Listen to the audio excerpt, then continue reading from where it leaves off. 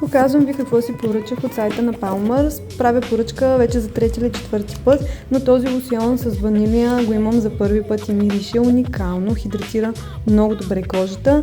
А олиото, което е с какао, вече си го взимам за втори път. То също е много добро, особено ако имате много суха и сърбяща кожа като моята, а и цените са доста бюджетни. Направих поръчка и от Гален, главно заради слънцезащитата на малката. Поръчах и тази вода за уста да я пробвам, както и четка за зъби. Такива неща главно поръчвам оттам.